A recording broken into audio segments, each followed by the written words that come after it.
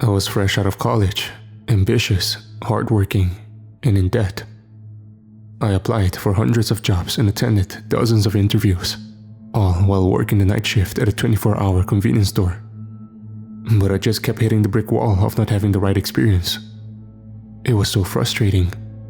I knew I could do 90% of what the job specs asked for, and the other 10% I was sure I could work out when I needed to. It was a no every time though, and it didn't matter how many times I read on feedback emails that I was very talented and the interviewers had enjoyed meeting me. Each and every rejection sucked. I didn't need compliments. I needed a damn job. So, I wasn't feeling very positive as I filled in yet another application form for a job I had seen online. It wasn't even a proper job. It was an internship with a research company, unpaid and for 3 months. For the experience, I told myself as I fought to finish the form. I finally did. Just before I had to leave for work, I pressed send. Then, I threw on my coat and hurried out the door. The shelves would not stack themselves. The next morning, I was dragging myself into bed when I noticed I had a reply to my latest application showing on my phone. Thinking, at least the rejections are getting quicker, I almost didn't read it. But my finger twitched and I opened it. And to my amazement, I was told I had been accepted into the internship program.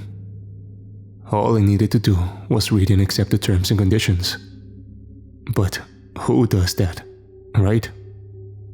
I scrolled down and accepted, then rolled over and went to sleep. The alarm on my mobile woke me at 1 in the afternoon. I couldn't remember setting an alarm, but obviously I must have. Then I thought, the internship, and rushed to look at the message again. And there it was. Please arrive promptly at 3 p.m. for your induction. This was followed by an address. It was way out of town, but thanks to the alarm, I had time. I am so on it, I told myself and hurried to the shower. As it was, I was almost late. There was a line to get through the security checks at the entrance to the building. The place didn't look anything special. It could have been a stock image brought up from a search for big faceless office block. When my turn came, I was asked to empty my pockets and walk through a body scanner. This was a fancy-looking piece of kit and gave me a 360 degrees going over. I felt kind of violated, to be honest. And as I stepped out, I was about to protest that I had not consented to be searched in this way when I remembered the terms and conditions. There had been a long list, and I guessed in there somewhere there had been a line about intimate electronic searches. Well, better than a latex glove up the butt, I decided, and accepted a lanyard with my face looking out from it. It wasn't a great photograph. I was wearing my sweatshirt rather than the white shirt and tie I had on. Hang on, I thought, and turned to ask one of the people at the security desk where they had got this picture from when I heard someone say my name. Alan Chambers. The woman who had spoken was maybe 30 and had a dark blue business suit. Her blonde hair was in a ponytail, and she wore what I believed are called sensible shoes. I wasn't checking her out in a seedy way. I was just, looking. I blushed anyway. She seemed oblivious to my discomfort and held out her hand. I'm Jane Mitchell, though everyone calls me Jane 1. Is that because there are 2 Jane Mitchells that work here? I asked as we shook hands. She smiled. There used to be. Now, let's get you to work. Looking back, the short space of time between application, acceptance, and me actually sitting at a workstation and being assigned tasks should have made me realize something was off. The fact they had a picture of me and I didn't know how should have bothered me more. But I was just too plain excited. After months and months of frustration, I was finally getting somewhere. The only niggle I had was that I hadn't resigned from my job at the store. Don't sweat the small stuff. I told myself and focused on the task at hand. My desktop was showing 12 different shared screens. Each was of a domestic setting, and by clicking into one, I could enlarge it. The one I chose first looked to be a view of a home office. There was an old-fashioned calendar on the wall, a cactus in a pot, and a bookshelf. I was clearly seeing this room via camera on a computer. The next setting I enlarged was a kitchen. It was a spacious room with pots lined up on a wall hanger in the background. My task was to observe the activity taking place and note down timings of anything unusual. I had been told that another experienced member of staff would then review the footage. Both the first 2 rooms were empty, so I checked out a third. And there was a young man, a bit older than me. He looked to be working on a device while laying on a sofa. To me, the young man's behavior seemed perfectly normal. So, should I move on to someone else and come back to him later in the hope that he would be doing something weird? I rubbed my face, a habit I have when the cogs are moving inside my head. This was tricky and fascinating. "How's it going, Alan?" I turned to see Jane 1 was standing behind me. For the life of me, though she had told me her actual surname, Jane 1 had stuck in my mind. "Okay," I said. "I suppose. I guess I just need to get used to thinking in a certain way, to be able to decide quickly what constitutes unusual." Jane 1 frowned and checked the tablet she was holding. After a moment, she looked up and said, "Your records show acute observational skills." I tried to remember the responses I had given in the application form that she must have been referring to, but I drew a blank. I tried to look, if not wise, then at least competent, and said, "Of course, that is a key skill of mine." This seemed to do the trick, as Jane 1 looked less perturbed and started to move on. There were more people at workstations that ran the length of the room. I guessed she was a busy lady with a lot of people to supervise. But a question had just occurred to me. I said. "Miss 1? Jane?" She paused. "Yes, Alan?" "The people I am observing, well, presumably they know they're being watched because they must have given us permission. But won't that change their behavior?" Jane 1 looked at me like I had just slipped down a couple of rungs of the evolutionary ladder and said, "They don't know they're being observed, Alan. What would be the point if they did?" Then, she walked away. I rubbed my face. A whole host of new questions were forming. But they all got shoved to one side when the woman screamed. It was a small sound coming from my computer, and I could not spot who it was at first glance. Then, on one of the screens I saw a woman run into a room. I clicked to enlarge and could see that she was in a bedroom. The computer camera that I was observing through must have been on a bedside table or chair.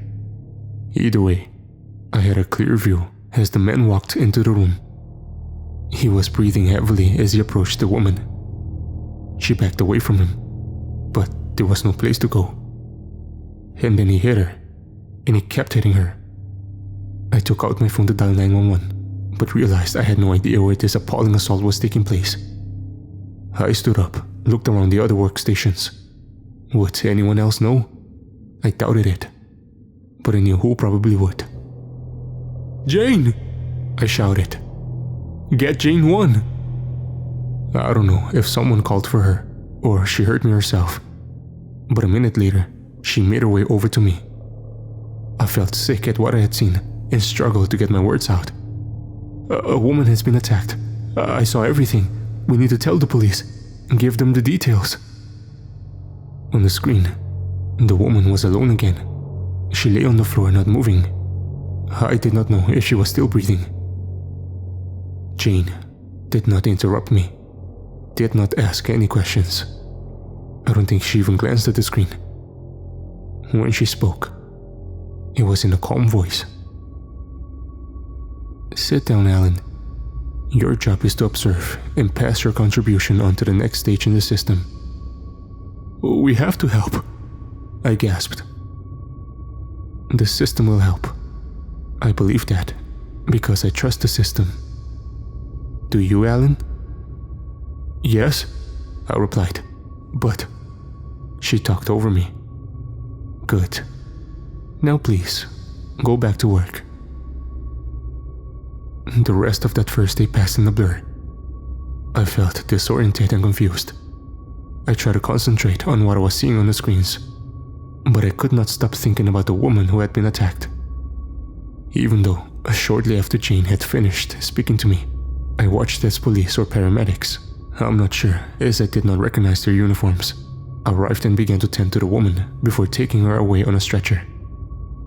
The system had worked, I suppose. Perhaps a neighbor had heard the screams and called the authorities. I didn't know. And by the time I left the building around midnight, after another turn to the body scanner, I decided I would not be going back. I'd email, say the internship wasn't for me, thank them for the experience, some kind of BS along those lines. I decided to do this when I had a clearer head. But after I got home, I could not go to sleep for ages. And when the alarm on my phone went off, I woke with a start. I looked at my phone, saw it was 1 o'clock in the afternoon. What the hell? I hadn't set that alarm. I rubbed my face and realized I had new messages. The first was from my bank. It said I had received a payment, one that ran into tens of thousands of dollars, enough to pay off my student loans in one fell swoop. What the hell? I said it aloud this time. The second was from Jane 1. As per the terms and conditions you accepted, now you have formally entered the internship program. We have deposited an equal amount of your debt in your account. Should you not complete the program, we will require immediate repayment with an administration fee of 80% of the original amount added to the outstanding balance. We look forward to seeing you at the office later today. P.S. Nice PJs. I pulled the bedsheet up to my neck and looked at my laptop. It was open and facing me. I just about made it to the toilet before I was violently sick. Resigning there and then was now out of the question. I had been screwed financially before I joined the program. Add on another 80% and I would be hounded by debt for decades. I was pretty angry by the time I arrived at the office. The security guard who processed me gave me a dirty look throughout. "What's your problem?"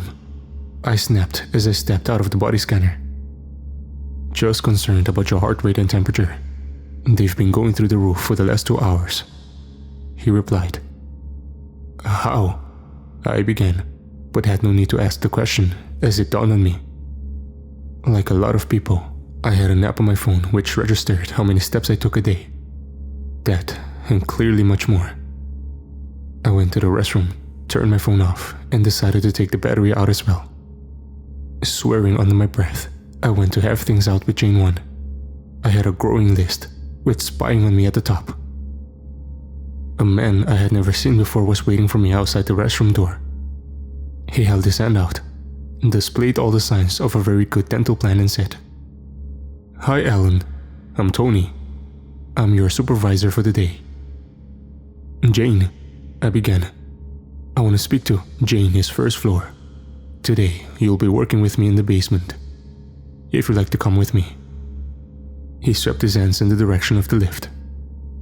I counted to 10, promised myself that before I left the office, I would find a way out this mess, then followed him to the lift. Tony wore a dark blue suit, a subtly striped tie, and black shoes. His hair was parted immaculately. He smelled of something woody. I could feel the sweat gathering in my armpits and hoped he was wearing enough expensive deodorant for two. The doors clicked open, and Tony led me outside into a grey corridor. For my exit plan, I needed options. I decided to try sounding him out. "Do people ever drop out?" I asked him as casually as I could. He looked thoughtful, and after a moment's pause, he replied, "Self-termination does occasionally occur, or sometimes we will decide it's simply not working and call time on an internship. It's such a shame when this happens, to see a young person become one of life's leftovers. Why do you ask, Alan? Are you thinking of leaving us? No, I answered, still trying to process what he had said. Tony nodded. Glad to hear that. We had reached a double set of steel doors, and Tony was opening them by placing his hand on a scanner fixed to the wall. They whooshed close too silently, and we stepped through a massive open space. Lines of desks with laptops on them ran the length of the room. There were seats by the desks. I noticed that each seat had restraints on the arms, and that there were more restraints by the legs of the desks. Something cold touched the back of my neck. I reached around, realized it was sweat trickling down my skin. What was this place? I wondered. Tony, for his part, beamed like a proud parent on awards day. He clamped his hands together and said, Today, Alan, I am going to introduce you to our latest project. I can tell you there is significant excitement about it at all levels of the organization. It could, we believe, significantly improve the way we run the country. I held my hand. Wait, I said. The government runs the country. The people we elect. He looked at me with what seemed like pity in his eyes, then shook his head. Alan, he said, the men and women you see praying into the camera every day, are you seriously telling me they're fit to run this country? I could not answer. This was one shock too many. He must have taken my silence for acquiescence, because he went on. This building is one outlying office of the most effective administration there has ever been. We have been covertly in charge of this country for more than half a century, and that is why this is the greatest nation in the goddamn world. He slapped his fist into the palm of his other hand, straightened his tie and said, Now, if you will move over to the wall and stand behind the safety line. I moved to my left. A red line had been painted on the floor. I had a very bad feeling about this, but did as I was told. My legs felt very shaky as I moved behind the red line. Tony joined me, still beaming. A buzzer sounded, and at the far side of the room, a large shutter door opened. The smell hit me instantly. It was something rancid. I wanted to ask Tony what it was, but I could not speak anymore, because the first of them had appeared through the door. Their clothes were filthy and torn. Each had a lanyard. These were not held on by a cord, but fixed with a bolt directly into their chests. Their skin, where it was exposed, was shriveled, and in places fallen away completely to reveal the flesh beneath. None spoke, though their mouths moved constantly. Tony must have seen my attention was fixed on this, because he leaned over and said in a quiet voice, Their tongues are clipped during induction. I looked at him blankly. There were men wearing overalls and carrying long tasers flanking the things that had entered the room. If one started to veer off the side, it was shocked back into its place. Soon, the smell of burning flesh was added to the foul, sickly sweet odor that now filled the room. I was aware that my heart was beating at a crazy speed, that I was now soaked in sweat. But all I could do was stand and stare as they continued to shuffle forwards. I was too scared to move, too scared to speak. Prodded and shouted at by the men in overalls, the things each sat at a desk. As they did so, the restraints clamped close around their wrists and ankles. Eventually, all of them were seated before one of the laptops, which were powering up. From where I stood, I could see images started to flicker on the laptops, one after another in rapid succession. Slowly at first, but then picking up speed. The things started to press the keyboards in front of them, one finger at a time. Soon, they were in sync with the changing images. My God, I realized. They were responding to what they were being shown. They, I try to say, they are absolutely amazing, Tony said. You see, Alan, the zombie brain is uncluttered. It does not worry about what the other zombies think. It is not distracted by romantic or sexual feelings. It does not have personal ambition or fear. The zombies are ideal. For what? I managed to ask. To help us create the algorithms that will guide every aspect of the lives of people all across this country for years to come. I could not respond. I stood and stared as waves of pure fear passed through me. I can't tell you how long the zombies were kept at their task, but when a new buzzer sounded and their restraints clicked open, I felt a glimmer of hope that the worst was over. I had no idea that this waking nightmare was only just beginning. The zombies got slowly to their feet and were herded towards one corner of the room where there were no desks. Once again, a buzzer sounded and a hatch opened in the ceiling. A glistening slab fell through, and then another. It was meat, I realized. Blood dripped from the fat chunks of matter now rushing towards the ground. The zombies did not hesitate. Afterwards, Tony took me back to the lift and up to the ground floor. He got me a can of soda from a vending machine and told me it would help settle my stomach. And then he said he would see me tomorrow. I did not go home. I walked the streets for a long time, and I'm still walking. It's close to dawn, and I have decided I am not going back to the office. I'm going off the grid, to somewhere remote. I have to do this. I have to get away. Tony said that the interns that don't make it become life's leftovers. Seeing the zombie feeding, I understood what he meant. It was not the way that they tore at the meat with their teeth, or the jaw speckled with bone and gristle hanging from their chins. It was when the meat was released from the hatch in the ceiling and landed in a pile on the floor. It was glimpsing the movement among the slabs of meat. The hand raised, the terrified face, before the zombies began their feast.